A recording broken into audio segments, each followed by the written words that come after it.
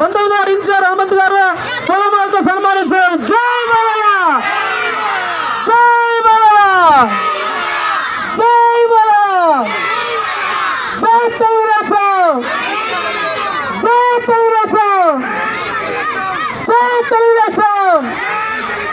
Cycle గుర్తుగా, cycle గుర్తుగా, cycle గుర్తుగా. జై ఎన్టీఆర్, జై ఎన్టీఆర్, జై ఎన్టీఆర్. ఎన్నో ప్రజలు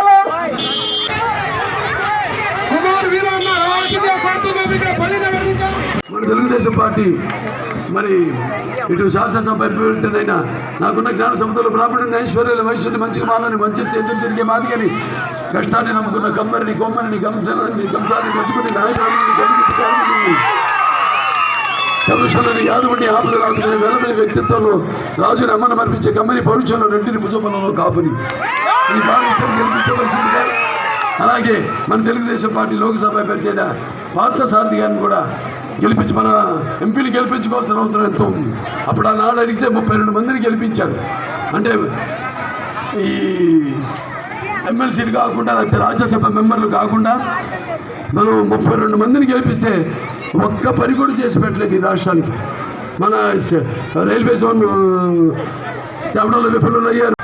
మన చట్టబద్ధత కల్పించవలసిన అవసరం ఉంది.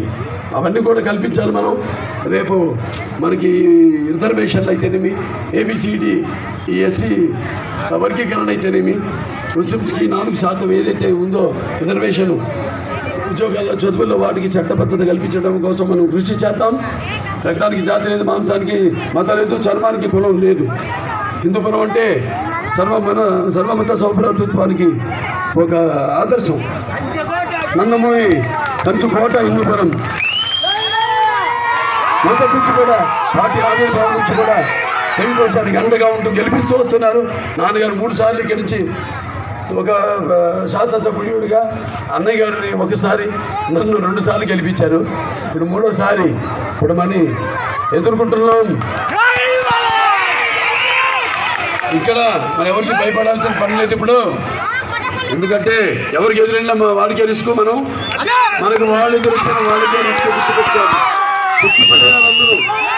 అందరూ కూడా ఆనాడు మరి కార్యక్రమాలన్నీ ఒక్కొక్కరు అభ్యున్నతి కోసం ఎలా పాటుపడ్డారు. నాన్నగారి నుంచి, చంద్రబాబు నాయుడు గారి నుంచి ఈనాడు అభివృద్ధికి మరి పెద్దపీట వేసి, ఆనాడు అధికారంలో ఉన్నప్పుడు సంక్షేమానికి పెద్దపీట వేసి ఎలా రాష్ట్రాన్ని ముందుకు నడిపారో, ఇవాళ ఎంత అధోగతి పాలైపోయామో మనం.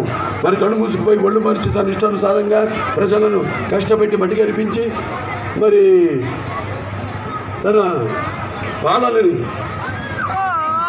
తన దుర్మార్గపు పాలనను అంతం చేయడానికి మరి నాడు మీరు ఒకరెత్తుతో ఉత్సాహం దగ్గరికి వచ్చారంటే అతని పాలన అంతం చేయడానికి మీరు ఎంత నిష్ఠాను దీక్షగా తిప్పికొట్టి మరి మన యొక్క ఉనికిని ఎంత కఠోర దీక్షతో నిలబెట్టుకుంటాము ఆ జగన్కి తెలియాలి. మన ప్రతి నెలలో ప్రతి